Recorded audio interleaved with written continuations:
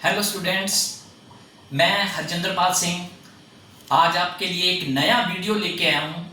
उस वीडियो में जो आज का टॉपिक है उसका नाम है safety precautions for gas welding and cutting equipments part 2।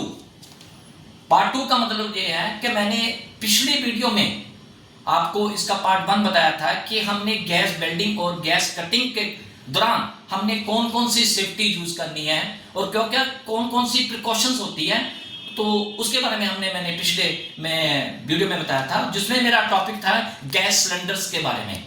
तो पार्ट 2 जो आज है और उसका जो टॉपिक है आज का, उसका नाम है मैनीफोल्डिंग ऑफ गैस सिलेंडर्स। यानी कि मैनीफोल्डिंग ऑफ गैस सिलेंडर का मतलब क्या है कि जब हमने एक प्रोजेक्ट जो कि बहुत बड़ा प्रोजेक्ट है उसमें हमें लगातार गैसेस का जो प्रेशर है, इक्वल प्रेशर है, हमने लंबे समय तक जब करना होता है ना, तब हम मैनीफोल्डिंग सिलेंडर जो होते हैं ना वो यूज करने होते हैं। उसमें क्या होता है कि हमने बहुत सारे सिलेंडरों का कनेक्शन एक पाइप के थ्रू इक्वल प्रेशर हमने वो लेना होता है, जिसमें हमारा काम सुबह से लेकर शाम तक लगातार कंटिन्यूस चले। उसको मैनीफोल्डिंग ऑफ गैस सिलेंडर्स के बारे में बोला जाता है। तो आज उसी के ऊपर हम आएंगे। सबसे पहले असिटिलीन गैस सिलेंडर, यानी कि असिटिलीन गैस सिलेंडर के बारे में मैं अभी बताता हूं। और सबसे पहले आएगा equal gas pressure. Equal gas pressure का मतलब है कि जब हमने एक प्रोजेक्ट लिया है उसमें हमें लगातार काम करना है, तो हमारी जो गैसेस हैं यानी कि ऑक्सीजन और असिटिलीन, जिसको हमने बहुत सारे सिलेंडर को इकट्ठा किया हुआ है और उसमें से हेडर पाइप लेके उसका प्रेशर लेना होता है, तो वो इक्वल प्रेशर चाहिए। हमारे जब हमारा कटिंग का काम हो रहा है तो उसमें किसी भी प्रेशर कभी नीचे या कभी ऊंचे नहीं, इक्वल प्रेशर होना चाहिए, ताकि हमें पता लगे कि वो हमारा जो काम है वो बिल्कुल सक्सेसफुल हो रहा है। तो उसमें सबसे पहले आता है इक्वल प्रेशर। उसके बाद आ जाओ प्रॉपर वेंटिलेशन। प्रॉपर वेंटिलेशन का मतलब क्या है कि जहां हमने जिस बहुत सारे सिलेंडर हमने इकट्ठे करने हैं वहां पे हवा का आना जाना बहुत जरूरी है, वहां क्रॉस वेंटिलेशन होनी बहुत जरूरी है, क्योंकि ये असिटिलीन गैस है। अगर सिलेंडर की लीकेज होगी और इसकी जो स्मेल है वो एक लहसुन की तरह होती है, कई बार किसी को नहीं स्मेल आती, तो बेटे अगर क्रॉस वेंटिलेशन होगी, प्रॉपर हमने खिड़कियां रोशनदार रखे होंगे, तो बेटे क्या है ये वहां पे गैस सिलेंडर हमने प्रॉपर क्रॉस वेंटिलेशन के बीच में रखना होता है। इस चीज का भी आपने ध्यान देना है। नेक्स्ट आ जाओ वर्टिकल पोजीशन। वर्टिकल पोजीशन का मतलब है कि ये जो ऑक्सीजन और असिटिलीन के सिलेंडर्स होते हैं ये हमेशा वर्टिकल्स रखने चाहिए, क्योंकि आपने देखा होगा कि जब ऑक्सीजन का प्रेशर डिक्रीज हो जाता है तो उसको लटा देते हैं। लटा लो, कोई बात नहीं, क्योंकि उसमें जो गैस होती है वो कंप्रेस फॉर्म में होती है। लेकिन मैं असिटिलीन गैस सिलेंडर की बात कर रहा हूं, ये गैस लिक्विड रूप में होती है और इसको आपने हमेशा वर्टिकल ही रखना है, लटाना नहीं होता। जब भी हमने मैनीफोल्ड सिलेंडर एक जगह हमने इंस्टॉल करने हैं ना, तो हमेशा वर्टिकल्स रखने हैं, क्योंकि ये हम लटा नहीं सकते। ऑक्सीजन को लटा सकते हैं लेकिन असिटिलीन को नहीं लटा सकते, ये भी एक सेफ्टी है। उसके बाद आ जाओ बैक फ्लो चेक वेल्व। जब हमने बहुत सारे सिलेंडर इंस्टॉल कर देने हैं तो उसके बाद एक हेडर पाइप होता है, तो ये जो बैक फ्लो चेक वाल्व है ये क्या चेक करता है, वहां पे उन पाइप के बीच में हमने लगा देना है कि जितना हमने रिक्वायर्ड प्रेशर है क्या वो उतना फ्लो आ रहा है, जितना हमने रेगुलेटिंग स्क्रू के ऊपर प्रेशर दिया हुआ है कि इतना प्रेशर चाहिए हमें कटिंग के दौरान या गैस वेल्डिंग के दौरान जो हम प्रोजेक्ट कर रहे हैं, तो बेटे ये प्रोमीटर वहां पे लगता है, ये चेक करता रहता है कि हाँ इक्वल प्रेशर आ रहा है, तो ये लगाना बहुत जरूरी है। उसके बाद आ जाओ फ्लैश अरेस्टर। आपको बताया कि जब हम असिटिलीन गैस यूज करते हैं या ऑक्सीजन गैस यूज करते हैं तो एक फ्लैश अरेस्टर होते हैं जो कि सेफ्टी डिवाइस है।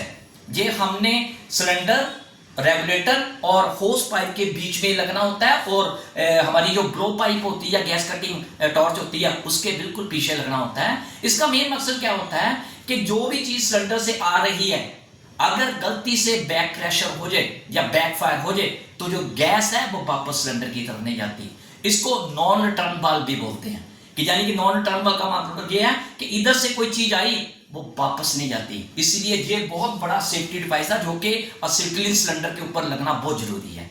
तो इसको ये बैक प्रेशर अरेस्टर भी कहते हैं। सेपरेट प्लेस, इस चीज का बड़े आपने ध्यान देना है कि जब भी आप मैनिफोल्ड सिलेंडर एक जगह इंस्टॉल करने हैं ना, तो वो बिल्कुल यानी कि उस जगह से सेपरेट होनी चाहिए। क्यों सेपरेट होनी चाहिए? क्योंकि ये ज्वलनशील गैस है, इनफ्लेमेबल गैस है। अगर सपोज करो एक बिल्डिंग के नीचे आप प्रोजेक्ट को बना रहे हैं और साथ साथ रखा है, तो बेटे अगर वो ब्लास्ट हो गए तो वो बिल्डिंग नुकसान हो सकती है, बिल्डिंग हो सकता है कि वो गिर भी जाए। ठीक है, तो ये सेपरेट आपने इसकी जगह रखनी है। जहां आप प्रोजेक्ट कर रहे हैं उससे बहुत दूर तक आपने इसको इंस्टॉल करना होता है मैनिफोल्ड सिलेंडर।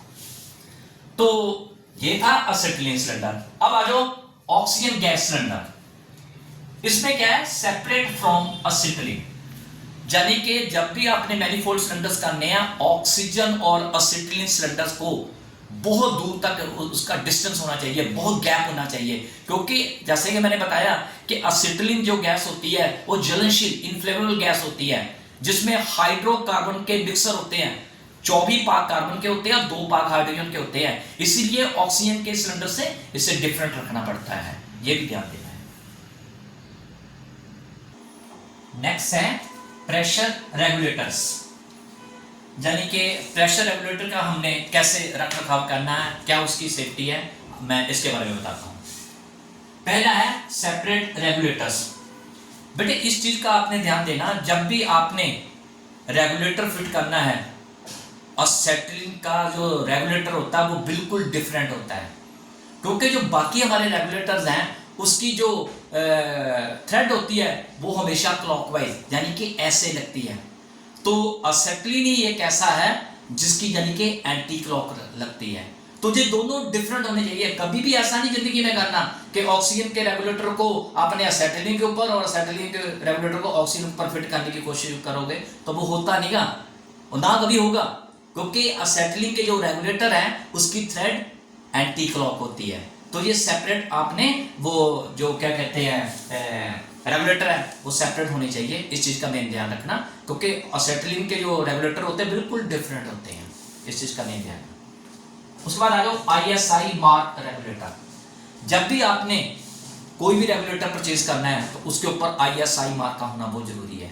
क्योंकि अगर आप ISI मार्क लेते हैं तो उसकी गारंटी होती है कि कल को जब आपने कोई काम किया वो डैमेज हो गए तो वो रिप्लेस होता है। लेकिन अगर आपने विदाउट ISI मार्क का ले लिया तो वो बहुत खतरनाक हो सकता है कि जब आपने सिलेंडर खोलना है तो जब आपने वो गैस आपने लेनी है, क्या पता वो खराब हो, क्या पता उसकी वो जो सुई है वो पूरा प्रेशर बता रही है कि नहीं बता रही। तो हमेशा आपने ISI स्टैंडर्ड का जो ब्रांडेड होते हैं उसी को ही आपने परचेज करना है। नेक्स्ट है ओपन बार स्लोली। जब भी आपने सिलेंडर के ऊपर रेगुलेटर फिट करना है, एक तो वो ब्रांडेड होना चाहिए ISI मार्क का।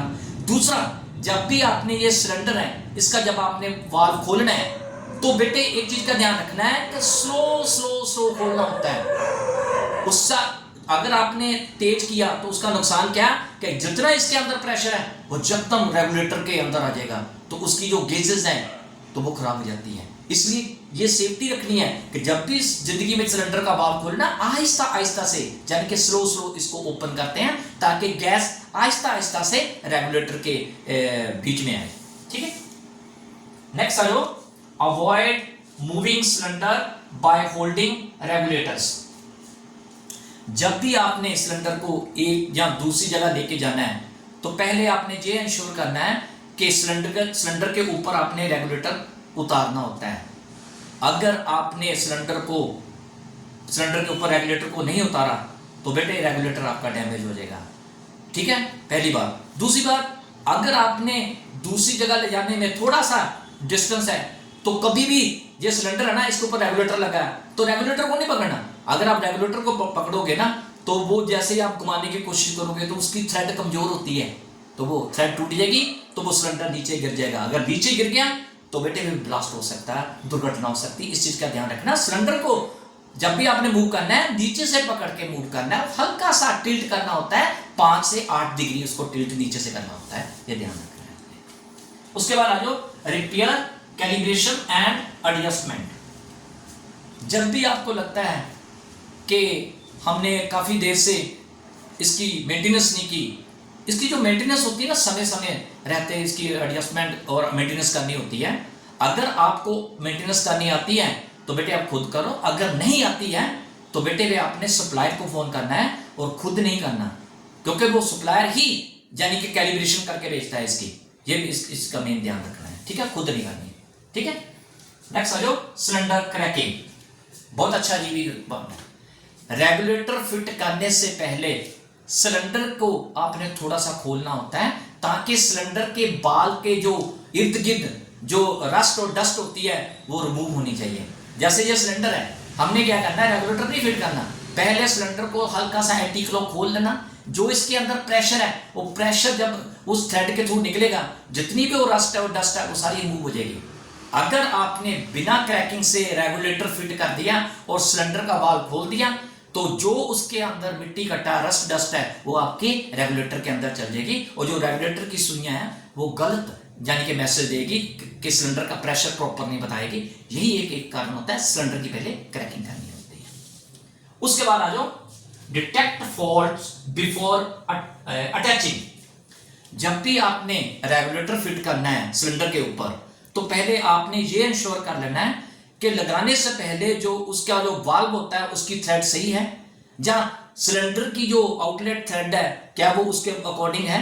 कहीं ऐसा तो नहीं कि आप दूसरी थ्रेड उसके ऊपर लगाई जा रही है, दूसरा रेगुलेटर उसके ऊपर लगा रहे हैं, ऑक्सीजन का असेटिलीन को, असेटिलीन का ऑक्सीजन पर। तो ये सारी चीज इंश्योर होनी चाहिए कि वो किसी भी प्रकार के ऊपर उस सिलेंडर का जहां आपके जो रेगुलेटर का थ्रेड है वो खराब नहीं होना चाहिए, पहले ही चेक कर लेना, नहीं तो वो आपका रेगुलेटर खराब हो जाएगा।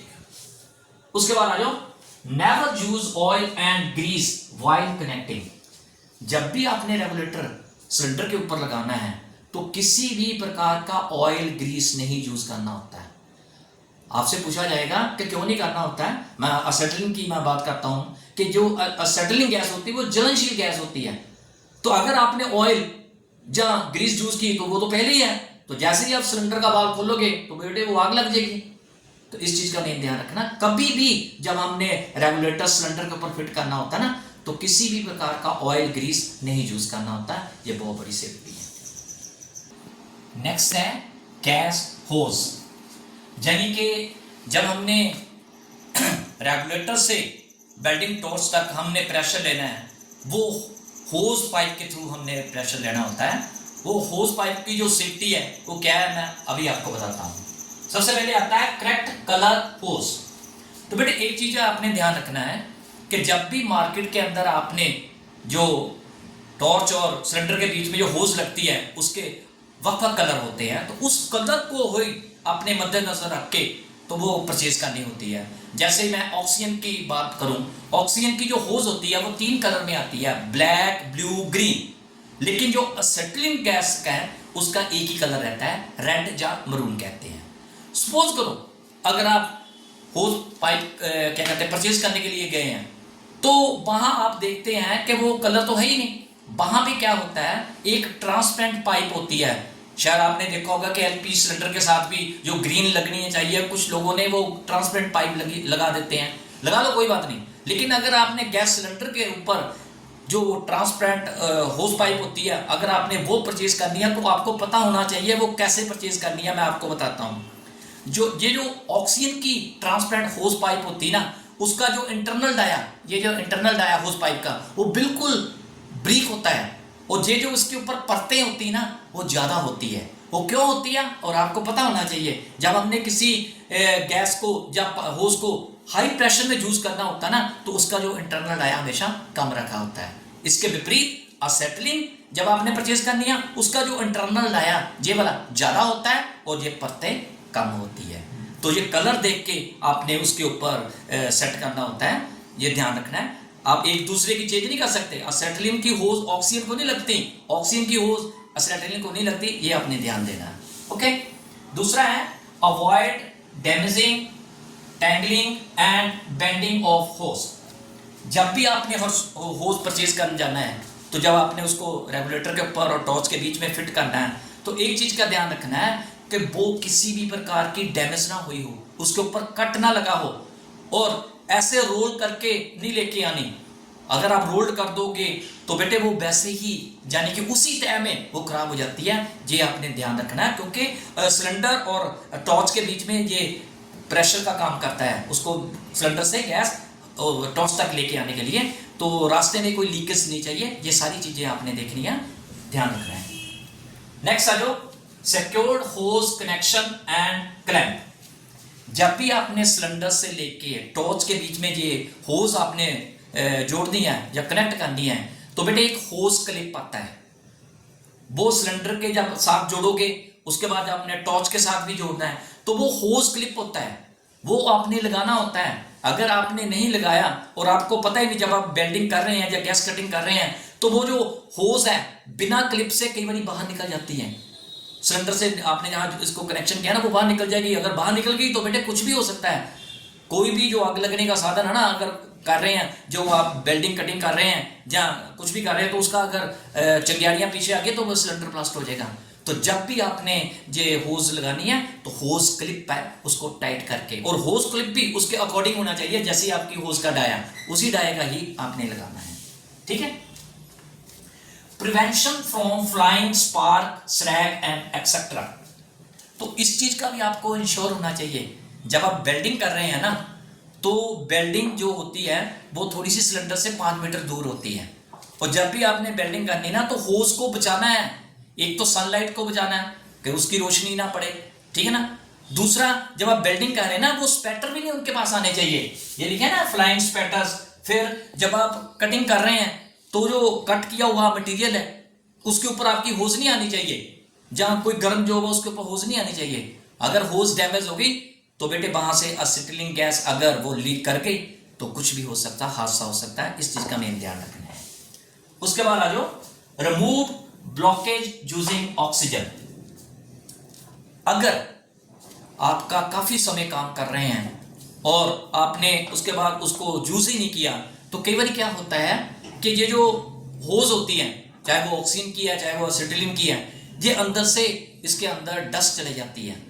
जब आपने उतार के रख दी है तो वो डस्ट चल जाती है, तो उसको जब भी आपने रेगुलेटर के ऊपर लगाना है तो पहले क्या करना है, ऑक्सीजन के प्रेशर से उस होज के बीच में से प्रेशर निकालना। 2 तरीके हैं, एक तो ऑक्सीजन के थ्रू आप उसको साफ कर सकते हैं, दूसरा न्यूमेटिक यानी कि हवा का प्रेशर दे सकते हैं। जो भी होज है ना, चाहे वो ऑक्सीजन की है चाहे वो एसिटिलीन की है, उसको यानी कि प्रेशर देना, जो भी उसके अंदर गंद होगा, रस्ट होगी या डस्ट होगी, तो वो रिमूव हो जाएगी। तब आपने जाके कनेक्शन करना, इस चीज का भी ध्यान देना। नेक्स्ट आ जाओ, store hose on a reel when not in use.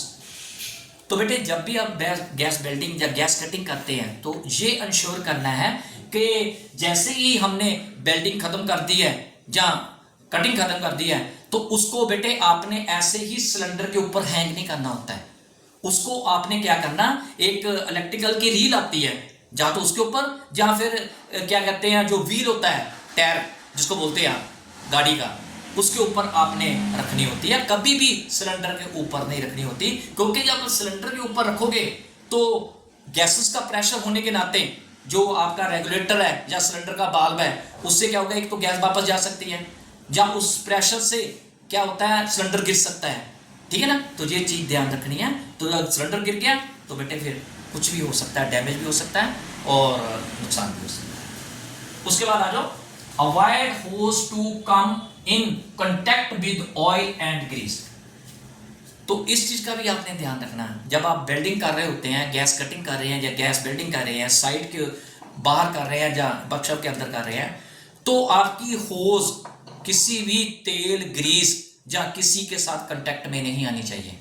अगर कांटेक्ट में आ गई तो जो ज्वलनशील गैसें हमारी एसिटिलीन है, तो बेटे फिर कुछ भी हो सकता है, हादसा हो सकता है, तो बहुत नुकसान हो सकता है। इस चीज का मेन ध्यान रखना। हमने ऑयल, ग्रीस और एक्स्ट्रा जो पार्टिकल्स होते हैं अपनी होज को बचा के रखना होता है ताकि वो डैमेज ना हो, ठीक है।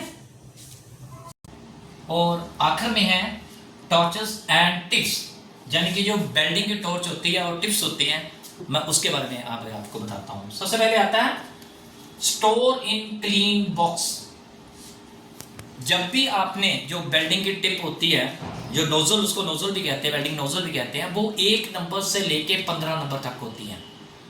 तो बेटे जब भी आपने गैस वेल्डिंग करनी है या गैस कटिंग करनी है तो मटेरियल के अकॉर्डिंग कि उसकी थिकनेस कितनी है आपको पता होना चाहिए कि हमने इतनी मोटी शीट को वेल्ड करना है या कटिंग करना है, तो उसी के अकॉर्डिंग ही आपने वेल्डिंग टिप्स लेनी होती है। और उसको हमेशा एक स्पेशल बॉक्स आता है, क्लीन बॉक्स आता है, उसके बीच में ही ये सेट करके रखनी होती है। स्टोरिंग क्लीन बॉक्सेस का मतलब ये है कि जितनी भी जो वेल्डिंग की 1 नंबर से लेकर 15 नंबर तक जो टिप्स होती है उसको एक बॉक्स के अंदर आपने साफ सुथरी जगह में रखना होता है। ये इस चीज का ध्यान देना।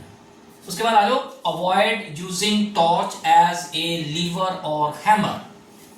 इसका मतलब क्या है कि जब आप वेल्डिंग की गैस वेल्डिंग कर रहे हैं या गैस कटिंग कर रहे हैं और उसी बीच आपको लगता है कि हमने इस पीस को तोड़ना है, तो बेटे आपके पास प्रॉपर साइज का वो हैमर चाहिए। ऐसा नहीं कि भाई बंदा क्या करता है, गलती से हैमर दूर पड़ा है, उसे उठाने के लिए आप क्या करते हैं, उस टॉर्च को ही आप एज ए हैमर यूज कर लेते हैं। गलत बात है। क्यों? वो ब्रास की होती है बेटे, जो ब्रास का वो पूरा तकरीबन ब्रास की होती है। जो वेल्डिंग टिप और नोजल होती है वो कॉपर और कॉपर लाई की होती है। अगर एज ए आपने हैमर यूज किया तो वो बेटे टूट जाएगी। वो ब्रास के जो थ्रेड होते हैं ना वो कमजोर होते हैं, टूट जाएंगे। तो ये आपने सेफ्टी रखनी है, उसको एज ए हैमर के लिए यूज नहीं करना। और हैमर आपने जो रिक्वायरमेंट है, जितना आपने उसको चोट लगानी है उसी प्रकार का हैमर चाहिए, ये ध्यान रखना है। ठीक है। Use spanner not apply to changing tips. जब भी आपने कोई टिप चेंज करनी है, जब वेल्डिंग नोजल आपने चेंज करनी है, तो एक चीज का ध्यान रखना है कि उसके अकॉर्डिंग जो प्रॉपर स्पैनर होता है वो ही यूज करना होता है। अगर आपने प्लायर यूज किया तो फिर वो क्या है कि अगर आपने उसको प्लायर, आपको पता है प्लायर के अंदर तीत होते हैं, अगर आपने जहां प्लायर यूज किया तो वो तीत उसके बाहर आ जाएंगे, तो फिर वो प्रॉपर स्पैनर नहीं लगेगी। अगर स्पैनर लगाओगे ना तो वो स्लिप करेगी। तो कभी भी प्लायर नहीं यूज करना। जब भी आपने टिप चेंज करनी है, पहली सेफ्टी तो ये है कि जब भी आपने वेल्डिंग की जो नोजल या टिप चेंज करनी है तो वो जब तक आपकी वेल्डिंग की नोजल या टिप ठंडी नहीं हो जाती, उसको गरम गरम कभी नहीं चेंज करते, उसके जो थ्रेड है वो खराब हो जाते हैं। प्रॉपर उसको ठंडा करो, ठंडा करने के बाद प्रॉपर जब आपने स्पैनर लगानी है तो आपने चेंज करनी है। प्लायर कभी नहीं यूज करना क्योंकि प्लायर के अंदर तीत होते हैं। ठीक है। नेक्स्ट आ जाओ, रेगुलर क्लीनिंग। आपने क्या करना है, जब भी गैस वेल्डिंग करनी है या गैस कटिंग करनी है तो टाइम टू टाइम उसको बेटे, एक टिप क्लीनर होता है जो मैंने आपको बॉक्स बताया ना, जिसके बीच में ये 15 प्रकार की वेल्डिंग नोजल और टिप्स होती है, उसके बीच में एक टिप क्लीनर भी होता है। तो रेगुलर आपने हर वेल्डिंग कटिंग के बाद जब वो आपकी वो नोजल ठंडी हो गई है तो क्लीन करते रहना है, ताकि कोई एक्स्ट्रा पार्टिकल्स उसके अंदर ना रहें। उससे क्या होगा, आपकी फ्लेम की वो डायरेक्शन चेंज कर देगा, प्रॉपर हीट नहीं आ पाएगा, प्रॉपर प्रेशर नहीं आ पाएगा। रेगुलर क्लीनिंग करनी है टाइम टू टाइम। उसके बाद आ जाओ, remove slag using hardwood stick और सॉफ्ट ब्रास वायर ब्रश। जब भी आप गैस वेल्डिंग या गैस कटिंग करते हैं तो कई बार आप लोगों ने देखा होगा कि जब हम लंबे समय से कटिंग करते जा रहे हैं या वेल्डिंग करते जा रहे हैं तो आपकी वेल्डिंग टिप के अंदर ना आगे वो बहुत सारा बेस मेटल का जो होता है ना पार्ट, वो ऊपर आ जाता है, तो आपकी वेल्डिंग टिप को ब्लॉक करने की कोशिश करता है। तो उससे क्या होगा, फ्लेम की डायरेक्शन चेंज हो जाती है। तो वो अगर वो आ जाए तो बेटे आपने क्या करना है, एक तो वो हार्ड वुड होती है उससे, या एक स्पेशल ब्रास का वो बार ब्रश आता है, उससे आपने ऐसे साफ कर लेना है ताकि फ्लेम की जो प्रॉपर शेप है, जो प्रॉपर हीट है, वो मेटल तक पहुंच सके। ये आपने ध्यान देना है। उसके बाद आ जाओ, यूज करेक्ट टिप क्लीनर। जैसे मैंने पीछे बताया कि जब भी आपने क्लीन करनी है वेल्डिंग नोजल और टिप, तो एक स्पेशल वो एक बॉक्स होता है, उसके अंदर सो मेनी साइज की टिप क्लीनर होती है। सपोज करो आपने 2 नंबर की नोजल ली है तो उसी डाई का ही आपने टिप क्लीनर लगाना है, बड़ा नहीं लगाना। अगर आपने 2 नंबर टिप के ऊपर जो 8 नंबर की टिप का वो क्लीनर था वो अगर आपने कोशिश की तो फिर वो जो 2 नंबर की टिप है उसका डाया चेंज हो जाएगा, तो वो फ्लेम नहीं बन पाएगा, फ्लेम की डायरेक्शन चेंज हो जाएगी। प्रॉपर जो उसका साइज होता है उसी साइज की ही आपने वो टिप क्लीनर यूज करनी है, ठीक है। उसके बाद आ जाओ, cool the torch when it is overheated. कई बार क्या होता है कि जब हम लंबे समय से गैस वेल्डिंग करते जा रहे हैं, लंबे समय से यानी कि गैस कटिंग करते जा रहे हैं, तो इतना लंबे समय से कई बार क्या होता है कि वो आपकी जो गैस कटिंग टॉर्च है या गैस वेल्डिंग टॉर्च है वो गर्म हो जाती है। फिर हमने उसको टाइम टू टाइम ठंडा करना होता है, और जब भी आपने ठंडा करना है ना, तो इस चीज का ध्यान रखना है कि वो पानी के बीच में, जो एक पानी की बाल्टी होती है ना, उसी के बीच में आपने रख के वो टॉर्च को ठंडा करना होता है, ठीक है। इस चीज का मेन ध्यान रखना है। और एक और भी कारण होता है, केवल आप क्या करो, थोड़ा सा ऑक्सीजन का वाल्व खोल दो, वो जल्दी यानी कि ठंडी हो जाती है, क्योंकि ऑक्सीजन उसी प्रेशर से निकलती है, तो जिससे बुलबुले निकलने शुरू हो जाते हैं और पानी में ठंडी हो जाती है। उसके बाद आ जाओ, avoid hanging torch on cylinder. तो जैसे कि मैंने आपको पीछे भी बताया था कि कभी भी वेल्डिंग टॉर्च और होस पाइप को सिलेंडर के रेगुलेटर के ऊपर या सिलेंडर वाल के ऊपर नहीं रखना होता है, हैंग नहीं करना होता है। उसको हमेशा एक जो व्हील टायर होता है ना, उसके ऊपर रखो, या एक ना इलेक्ट्रिकल की रील आती है जिसके ऊपर वायर लगी होती है, जैसे बिग वेल्डिंग की वायर होती है, उसकी भी रील जब यूज होने के बाद उसको हम यूज कर सकते हैं जब वो वायर खत्म हो गई। तो उसका कारण क्या है कि अगर आप यानी कि वेल्डिंग कटिंग करके हटे या वेल्डिंग करके हटे हैं, वो अभी गर्म है और आपने गर्म गर्म ही उसको ऊपर रख दी, तो बेटे बहुत नुकसान हो सकता है। और आपको पता, जब वो गरम गरम होज होएगी तो प्रेशर होने के नाते तो कुछ भी हादसा हो सकता है, तो ये आपने अवॉइड करना है इस चीज का, ठीक है। तो बेटे ये था मेरा आज का वीडियो, और मैंने पिछले वीडियो में भी आपको सेफ्टी बताई है, इस वीडियो में भी मैंने आपको जो सेफ्टी बताई है कि गैस वेल्डिंग और गैस कटिंग करते वक्त कौन कौन सी ऐसी सेफ्टी होती है जो कि आपने टाइम टू टाइम आपने यूज करनी होती है वक्त पार्ट के ऊपर। तो ये था मेरा बेटे आज का वीडियो। आपको ये मेरा वीडियो कैसा लगा ये आपने कमेंट सेक्शन में जाके बताना है, और साथ में लाइक शेयर और सब्सक्राइब भी करना है। और thank you very much, have a nice day.